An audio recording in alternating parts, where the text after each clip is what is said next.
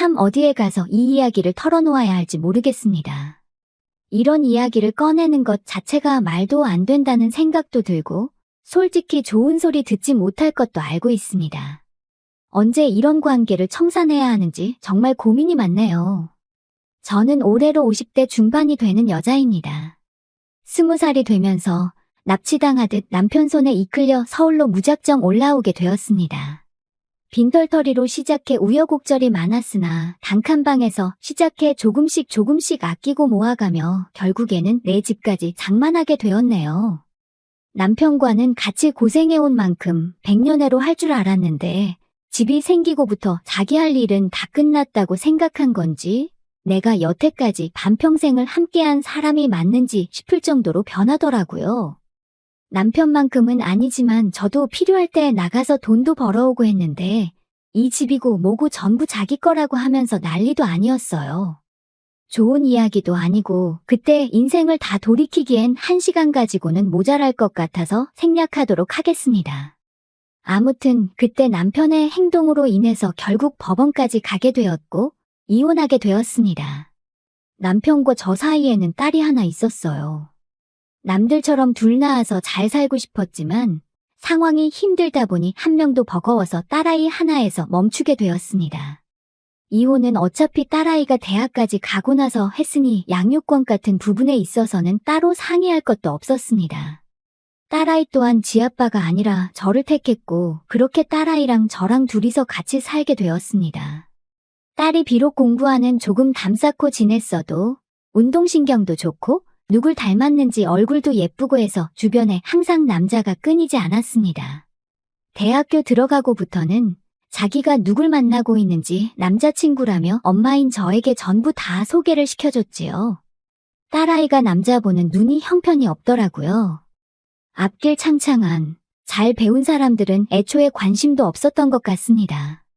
저도 대학을 나오지 않았으니 대학이 인생의 전부라고 생각하지는 않아요. 대학교 나오지 않아도 열심히 잘 사는 사람들 많은데 딸이 연애한답시고 골라오는 남자들은 하나같이 왜 그 모양인지 싶더군요. 문신 같은 건 대체 어디서 하는지 그나마 남자친구라고 데려온 사람 중에 마음에 차는 사람들 몇 명은 그나마도 문신이 옷에 가려져서 있는지 없는지도 모르는 사람들이었습니다. 그래도 어린 나이니 결혼까진 하지 않겠지 싶었는데 다행인 건지 불행인 건지 작은 일에도 쉽게 실증을 내는 딸아이는 남자친구한테도 쉽게 실증을 내더라고요. 문제는 우리 딸이 다른 건 다 쉬어도 연애만큼은 쉬는 적이 없었어요. 어제 남자친구라고 저한테 누굴 소개하면 다음날에 다른 남자가 또 남자친구라며 저한테 소개하는 적도 있었습니다. 모두 몇 명이었는지 물어보신다면 제 기억에 남는 사람들만 더해도 제 손과 발을 다 합쳐도 헤아릴 수 없을 정도로 많았습니다. 그런데 말했다시피 우리 딸이 만나는 남자들 수준이 대부분 그렇다 보니 솔직히 걱정이 더 되더라고요. 연애야 자유롭게 할 수 있지만 그래도 결혼만큼은 안정적인 직장을 가진 사람이랑 하거나 적어도 해코지만큼은 하지 않을 만한 사람을 만났으면 싶었거든요. 연애관이 쉽게 바뀌지는 않았는데 그래도 우리 딸이 어디서 본 건 있는지 연애랑 결혼은 따로 생각하고 있으니 걱정 말라고 했어요. 따로 취직도 안 하고 그러고 있는데 이번에는 남자친구가 아니라 결혼 상대를 소개시켜준다고 저를 불러내더라고요. 일도 안 하고 어디서 저런 사람을 물어왔는지 여태껏 소개받은 사람들하고는 전혀 다르게 멀쩡한 사람이었습니다. 정신머리도 똑바로 박혀있는 듯 했고 직장도 제법 이름 있는 대기업을 다니고 있는 사람이었어요. 당연히 문신도 없었고 말입니다. 그동안 딸이 어떤 남자들만 골라서 만나왔는지 알고 있었기 때문에 결혼 상대라고 데려온 사위를 처음 봤을 때는 안도감도 들고 한편으로 너무 기쁘기까지 했습니다. 다만 문제가 있었으니 사위가 직장도 안정적이고 다 좋지만 따로 가족이 없는 사람이었어요. 스스로의 힘만으로 저렇게 성공했으니 높이 쳐줄 부분이 있는 건 인정하지만 결혼하기에 당장 직장 말고는 아무것도 없었답니다. 그나마 다행인 건 그동안 학자금 대출이며 이래저래 빚이 많았는데 그건 이미 다 갚고 없다는 사실이었지요. 대신 결혼을 하게 되면 당장 지낼 곳이 없다고 하는 거였어요. 그래서 결국 저희 집에서 처가살이를 할 수 있게 배려를 해줬습니다. 사위가 힘들게 자라왔지만 예의가 참 바르더라고요. 사실 제가 집을 팔아서라도 살 곳을 마련해주는 방법도 있었겠지만 사위는 처가살이 하는데 실은 내색 따로 하지 않고 같이 사는 동안도 저한테도 참 잘했어요. 자기한테 없던 부모나 마찬가지라며 그만큼 저에게 효도하겠다더군요. 이렇게 좋은 남자를 만날 줄 알면서 딸아이는 그동안 뭐하러 그런 놈들을 만나온 건지 싶었습니다. 아무튼 딸아이도 결혼을 했고 집에서 나간다면 조금 외로웠겠지만 처가살이를 하게 되면서 제 품에 끼고 살게 되니 그거 하나만은 좋더군요.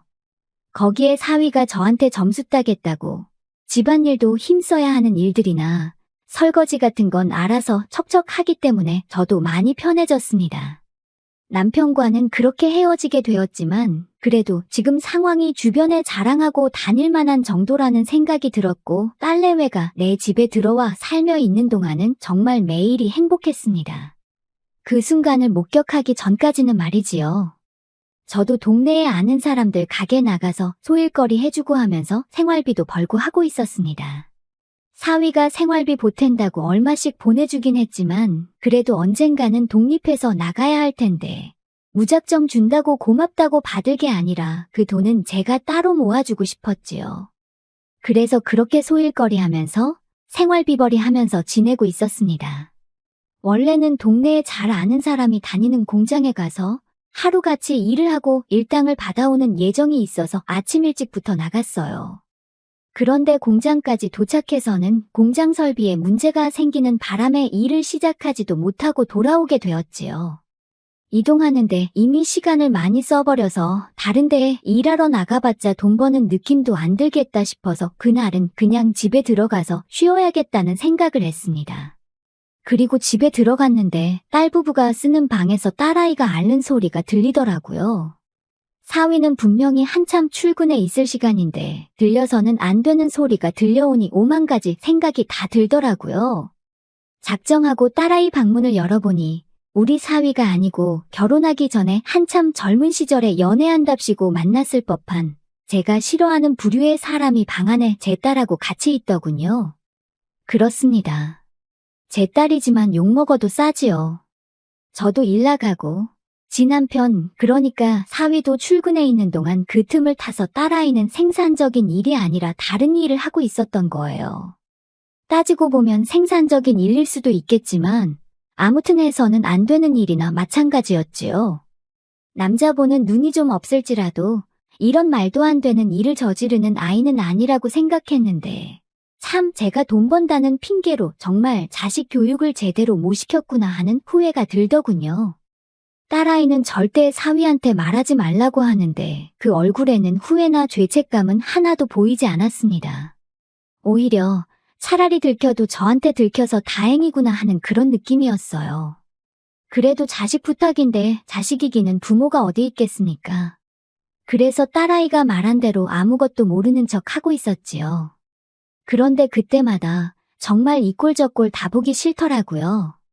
그 사실을 숨기고 있는 제 자신에게도 자괴감이 느껴지고 괜히 제가 일 때문에 밖에 나가 있으면 딸아이가 또 집에 외간 남자를 들이지는 않았을지 그런 생각도 들고 말입니다. 그래서 더는 신경 쓰고 싶지 않아서 제 집은 딸아이한테 넘겨주고 저는 남은 재산 조금 처분해서 제가 나고 자란 고향으로 돌아왔습니다. 작은아버지가 아직 시골집을 가지고 계셨고 저희 부모님이 저한테 남기신 건데 하면서 저한테 흔쾌히 집을 사용하게 해주셨지요. 세월을 맞으며 몇 번 고쳐진 집이긴 하지만 태어나서부터 결혼 전까지 살았던 집인데 서울 사람이 다 되었는지 처음에는 시골집이 적응이 되지 않더군요. 딸아이 아니어도 서울에 친구들도 많았고 할 게 많았는데 이곳은 참 할 게 없더라고요. 거기에 집이 비어있으니 사위 출근한 사이에 딸아이가 집에 사람들 끌어들일 거 생각하고 있자니 참. 사위한테는 미안한 소리지만 그래도 그 꼴 안 봐도 되니 마음이 편하더군요. 한편으로는 딸아이가 저한테 들켰음에도 불구하고 제가 이제는 아예 집을 나가버렸으니 오히려 맘 놓고 외간 남자들을 집에 들이지 않을까 하는 걱정도 들었고요. 팔이 안으로 굽어서 그렇겠지만 분명히 우리 사위는 아무 잘못 없고 딸아이한테 문제가 있음을 인지하고 있지만서도 끝에서 끝까지 들키지 않고 우리 딸이 무탈했으면 좋겠다는 생각을 했습니다. 그렇게 1년을 떨어져 살았는데 명절이고 생일이고 한 번을 찾아오지 않더군요. 그나마 사위는 저한테 먼저 전화라도 합니다. 왜 안 오는지 이유를 물어보면 일이 바빠서라고 대답을 했는데 딸아이랑 통화해보면 왜 안 오는지 그 이유는 사위가 아니라 딸한테 있었어요. 왜 이사를 가도 그렇게 멀리 떨어진 시골로 가버린 거냐면서 남편이랑 한 차에 타고 오래 있기 싫다고 하면서 그냥 명절 때는 안 가겠다 하더군요. 제 딸이지만 그때부터는 저도 정이 떨어지기 시작했습니다. 그리고 그 말을 듣자 하니 아직도 딸아이는 정신 차린 게 아니고 사위와는 멀게 지내고 있는 듯 싶더라고요. 걱정도 잠시였고 저도 시골 생활에 다시 적응하면서 잊고 살았고 다른 사람도 아니고 제 자식이 저한테 소홀해지니 저라고 역시 자식한테 매달려가며 잘해주고 싶은 생각이 사라지더라고요. 그래서 그렇게 모르는 사람인 척 한참 지냈습니다. 그러던 어느 날이었는데 사위한테 연락이 왔어요. 지금 그쪽으로 내려가는 중이라고요. 명절도 아니고 내 생일도 아닌데 무슨 일로 오는가 싶었는데 사위가 다른 게 아니고 자기 혼자 가고 있는 중이라고 하더군요. 무슨 일로 오냐고 물으니 회사 출장이 잡혔는데 같은 지역이라서 그래서 간만에 숙소 안 잡고 장모님과 같이 저녁 식사라도 해야겠다며 찾아오는 겁니다. 음식은 제가 서울 살 적에 엄청 좋아해서 일주일에 한 번씩은 꼭 가던 국밥집이 있었는데 그거 생각나실까봐 포장해서 가지고 오는 중이니 밥도 차릴 필요 없다 하더군요. 내 자식이 나한테 이렇게 소홀한데 신경 써주는 사위 마음 씀씀이가 너무 좋더왔습니다. 아무리 회사 일로 출장을 왔다고 한들 여기는 도심에서도 많이 떨어진 시골 동네인데 끝끝내 숙소 안 잡고 저희 집으로 오겠다는 거잖아요. 거기에 저 번거롭지 않게 식사도 포장해오고 그것도 모자라서 제가 제일 좋아하던 식당을 기억해서 거기 음식을 사오는 기까지 했으니 말이지요. 이렇게 자상하고 섬세한 남편을 두고 내 자식은 왜 정신을 못 차리고 저러는지 싶더군요. 그래도 그동안 시골에서 혼자 지내느라 적적했는데 오랜만에 사람이 있으니 좋더군요. 결혼하면 다들 편해져서 살이 좀 찐다는데 사위는 어째 살이 더 빠진 것 같다고 물으니 그냥 쓴웃음만 지을 뿐 아무 대답도 없더라고요. 자주 보고 싶었는데 못 내려와 미안하다. 길이 먼데 어찌 오느냐 괜찮다. 이런 뻔한 안부를 몇 마디 주고받으니 할 말이 많이 없어 조용해졌습니다. 사위도 사실 능글맞은 부분도 없고 장서간인데 아무래도 편하게 있기는 힘들었겠지요. 그래도 저 생각해서 이 먼 길을 와준 것만 해도 불편해 보이는 모습에도 고맙기까지 하더군요. 그동안 혼자 시골에 있는다고 할 게 없어서 이것저것 만든 담금주들이 있었는데 사위가 술을 좋아하는 건 알고 있어서 매실주네, 인삼주네 하면서 너무 긴장하지 말고 편하게 있으라며 사위한테 술을 한두 잔 권했습니다. 처음에는 사위도 머뭇대더니 그래도 좋아하는 술에 직접 담근 귀한 술이다 보니 좋아하는 술을 안 마시고 지나칠 수는 없었나 봅니다. 그때그때마다 담궈둔 술이 많다 보니 다른 사람도 아니고 내 딸 먹여 살려주는 사위가 마시는데 아깝지는 않았습니다. 사위는 사양하면서도 계속 한 잔 한 잔 마시다 보니 어느덧 잔뜩 긴장해서 힘이 들어가 있는 모습은 온데간데 없고 슬슬 몸이 풀리는 듯 싶더라고요. 그래도 회사 일 때문에 왔는데다가 다음날 일도 봐야 할 텐데 술이 어느 정도 들어가니 그만 마시게 해야겠더라고요. 그런데 사위는 이 정도 취하는 건 괜찮다며 계속해서 잔을 채우더군요. 이상했죠.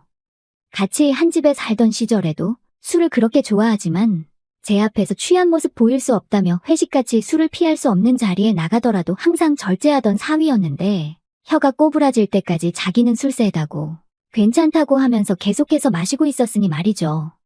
담금주라고 해봐야 어차피 시간이 남아서 담근 고급 술도 아닌데 말입니다. 그때까지도 저는 별 생각 없었어요. 그냥 표현하는데 서툰 사위가 장모를 오랜만에 만난 나름대로의 반가움의 표시라 생각했습니다. 어차피 혼자 사는 집이다 보니 방이 남아서 저는 10시만 되면 졸리니 사위가 잘 곳을 마련해놓고 저는 먼저 자겠다 말하고 혼자서 잠자리에 들었습니다. 그리고 제가 잠에서 깨고 만 건 한참 깊은 잠에 들어있어야 하는 새벽이었지요. 이불맡에서 느껴지는 인기척에 잠에서 깨고 저는 이내 소스라치게 놀라고 말았습니다. 제 이불맡에 있던 건 제가 마련해준 방에서 자고 있어야 할 사위였습니다. 열려있는 문 쪽으로 거실을 보니 술병이 새알릴 수도 없이 나뒹굴고 있더군요. 술을 얼마나 마신 건지 가늠조차 되지 않았습니다. 혹시나 사위가 술에 너무 취해 제정신을 못 챙기는 건가 싶더군요. 이러다 무슨 일이 생기는 건 아닌가 너무 긴장되었지만 그래도 여태껏 제가 봐온 사위를 믿기에 최대한 침착하게 행동했습니다. 최대한 사위의 기분을 상하지 않게 무슨 볼일이냐고 침착하게 물었는데 사위는 막무가내로 제게 달라들더군요. 그 심약하고 바른 생활만 하던 사위에게 이런 면이 있을 줄은 상상도 못했습니다. 반쯤 포기하고 저는 두 눈을 꾹 감은 채 고개를 돌려버리고 말았습니다. 자식의 잘못을 나무라지 않고 피해버린 그 죄를 달게 받는 거라고 생각하면서 말이지요. 모든 걸 내려놓은 순간 제 얼굴 위로 뜨거운 물 한 방울이 툭 떨어지더군요. 감은 두 눈을 떠서 고개를 올려다보니 사위는 두 눈에서 눈물을 펑펑 흘리며 울고 있었습니다. 상황을 정리하고 한참 울고 있는 사위를 달래줬습니다. 한참을 울고 난 뒤에야 정신을 차린 사위가 정말 죽을 죄를 지었다며 죄송하다 사과하더군요. 아내, 그러니까 제 딸이 다른 사람을 만나고 있던 현장을 목격해버렸다 합니다. 그리고 그 충격을 견딜 수가 없어 한동안 방황했고 회사에는 잠시간 장기휴가 요청을 해서 일을 안 하고 집에만 있었다고 하더군요. 일에만 매달려서 가정을 지키지 못했다 생각했고 제 자식의 잘못을 눈감아주고 자기 탓으로 생각하려 했다고 합니다. 그리고 그 휴가 기간 동안 여행도 다니고 하면서 일하느라 손에 놓고 있었던 가정을 지키고자 여러 가지 계획을 세웠다고요. 하지만 제 딸아이는 오히려 남편이 집에 있으니 자유를 억압당한다 생각했고 매일같이 부부싸움을 했다고 하네요. 그러다 어제 크게 싸우고 나서 홧김에 집을 나와버렸다 합니다. 사과하려고 집에 들어갔더니 제 딸아이는 그새를 못 참고 남자친구를 집에 들인 상태였고 그 상황을 목격한 사위는 그 길로 다시 집을 나와버렸던 거였고요. 저를 찾아온 것이 처음에는 복수할 요량이었다고 합니다. 자기에게 상처를 줬으니 제 자식에게 하나뿐인 가족인 저에게 풀 생각이었다네요. 하지만 도무지 그럴 수 없기에 이렇게 지금 이 상황이 되었다는 겁니다. 저는 다른 말은 하지 못했고 이야기를 하며 당장이라도 다시 눈물을 터뜨릴 것만 같은 사위를 안아줬습니다. 그리고 저도 사과했어요. 미안하다고, 자식의 잘못을 알고 있었는데도 나는 도망치는 걸 택했다고요. 나에겐 부모 자격이 없으니 이런 일을 당해도 싸다 했습니다. 그렇게 한참 동안 둘이 부둥켜 안고 눈물을 흘렸습니다. 밤이 새도록 그렇게 저는 사위에게 뭘 해도 좋다고 허락하고 말았습니다. 다음 날 아침이 돼서 부스럭대는 소리에 일어나니 자기가 어제 난장판을 만들어 놓은 술상을 정리하고 있더군요. 짐가방이 꺼내져 있는 걸 보니 아마 정리하고 돌아갈 생각이었나 봅니다. 그런 저는 사위에게 마음이 풀릴 때까지 이 집에서 지내다 가라고 권했습니다. 어차피 회사에는 장기 휴가를 내놓은 상태라고 했으니 시간적으로 여유가 있다고 생각했고요. 그렇게 사위와 함께 시골집에서 같이 살고 있는 지가 2달이 다 되어갑니다. 그리고 제 딸아이한테서는 전화가 계속해서 오네요. 자기 남편이 집을 나간 것 같다, 연락받은 거 없냐면서요. 생활비도 떨어져가고 혼자서 못 살겠다고 하는데 그렇게 궁금하면 한 번이라도 내려와 보면 될 것을 그럴 생각은 없어 보이고 불만만 털어놓네요. 구제불능이고 제 부덕의 소치라 생각합니다. 2달이 지나가다 보니 사위는 이제 자기가 언제 돌아가야 할지 모르겠고 이렇게 지내는 것도 나쁘지 않은 것 같다고 합니다. 그냥 결혼이고 회사고 다 놓아버리고 여기에 와서 살고 싶다고 하는데 시골 동네다 보니 주변 사람들에게는 사위가 휴양차 내려왔다 둘러댔긴 했지만 언제까지 이 상황을 숨길 수는 없을 것 같아 걱정이 됩니다. 제 자식이 잘못을 하긴 했지만 제가 계속 이렇게 있어도 되는 걸까요? 오늘도 같은 고민을 하면서 잠에 들 것 같네요. 이야기 들어주셔서 감사합니다.